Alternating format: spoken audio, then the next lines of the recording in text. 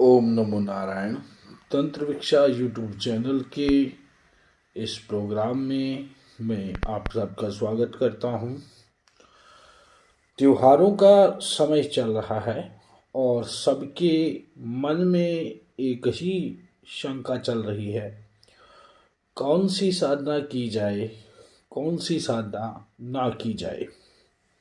हालांकि आप कोई भी साधना करते हैं तो उसकी पूरी ऊर्जा और पूरा फल प्राप्त करने के लिए आपको पूरी तरह से उस साधना को कंप्लीट करना पड़ता है। लेकिन क्योंकि यह साधनाएं अधिकतर गुरु के मार्ग निर्देशन में ही सफल होती हैं, इस चीज को आप अनदेखा नहीं कर सकते।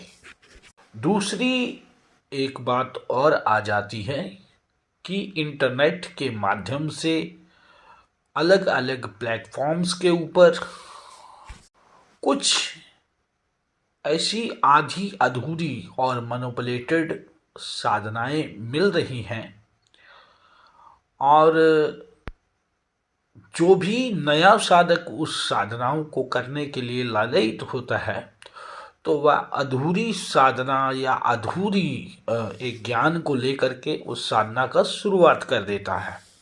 क्योंकि किसी साधना का आरंभ कर देना आपकी परीक्षा की एक शुरुआत होती है। दैवी शक्तियों द्वारा, उन ऊर्जाओं द्वारा साधक की बहुत भारी परीक्षाएं ली जाती हैं। अगर किसी के ऊपर किसी देव या किसी उसके कुल के पितरों की बहुत असीम कृपा हो तो हो सकता है कि वह बात उनके आगे खुल जाए। अक्सर 99% केसों में मैं ये नहीं देखता। अपने आप से शुरू कर देने वाली साधनाएं जो कई बार साधक इंटरनेट के माध्यम से जानकारी प्राप्त करते हैं तो किसी साधना विशेष को देखकर लालायित हो जाते हैं, लेकिन वह इस बात को समझ नहीं पाते कि हमारे जीवन में कौन सी साधना हमें करनी चाहिए या नहीं करनी चाहिए। बस ये एक डू और डोंट का सिनेरियो है, क्योंकि आज तक इसकी कोई गाइडलाइन नहीं बनी। हमारे भारत की संस्कृति का एक अंग है तंत्र, और यकीन मानिए जितनी साधनाएं आज तक कलमबद्ध हुई हैं वह मात्र 10 से 12% ही कलमबद्ध हुई हैं।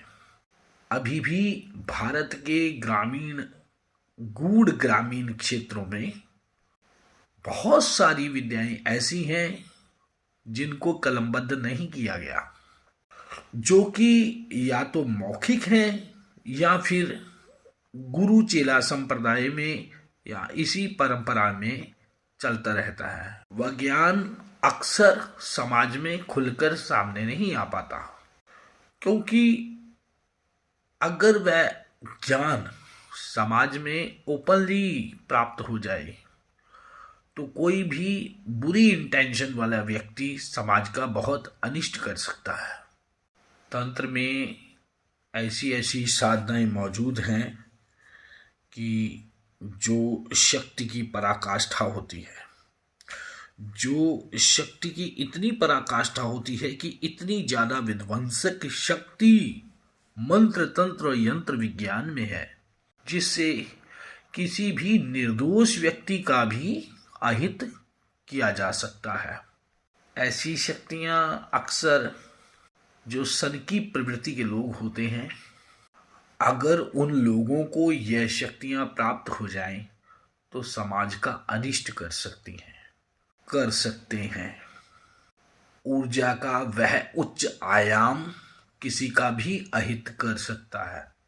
ऊर्जा तो ऊर्जा है, चाहे आप इसे सकारात्मक दृष्टिकोण से उपयोग करें अथवा नकारात्मक दृष्टिकोण से उपयोग करें।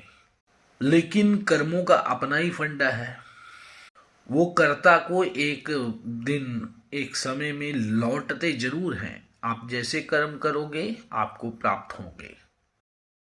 ऐसी चर्चाएं लंबी हो जाती हैं, लेकिन आज मैं दीपावली से ठीक पहले आपके पास यह वीडियो लाने का अपना उद्देश्य आपको बताता हूँ। अक्सर उग्र तथा तामसिक शक्तियों को प्रसन्न करने में लोग लगे रहते हैं। उससे पहले आप दूसरे का बुरा करते हो, फिर आपका बुरा होता है और सारा जीवन व्यर्थ चला जाता है। आपके जीवन से दरिद्रीय को हटाने वाला, धन धान्य को आपके घर में अट्रैक्ट करने वाला एक बहुत सुंदर, सरल, सटीक और छोटा सा महालक्ष्मी का मैं प्रयोग आपको बताने जा रहा हूँ। इसमें यंत्र का निर्माण भी होगा, पूजन भी होगा और आपको 11 माला जाप भी करना है। ये महालक्ष्मी का मंत्र है और इससे साधक को यह यंत्र संपन्न कर लेने के बाद, बना लेने के बाद, जीवन के प्रत्येक क्षेत्र में धन, यश, प्रतिष्ठा, मान सम्मान और सफलता प्राप्त होगी।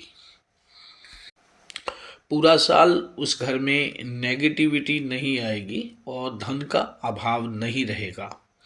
ज्ञात अज्ञात स्रोतों से उस घर के अंदर धन आता रहेगा। आपकी आजीविका में यदि दिक्कत है तो वो भी बहुत अच्छे तरीके से चलता रहेगा। आजकल की लाइफ के जितने मैटर हैं वह सब जाकर के पैसे के ऊपर उनका एंड हो जाता है। बोलते हैं कि धर्म मूलो अर्थ, यानी कि धन के बिना, अर्थ के बिना आप कोई धर्म भी नहीं कर सकते।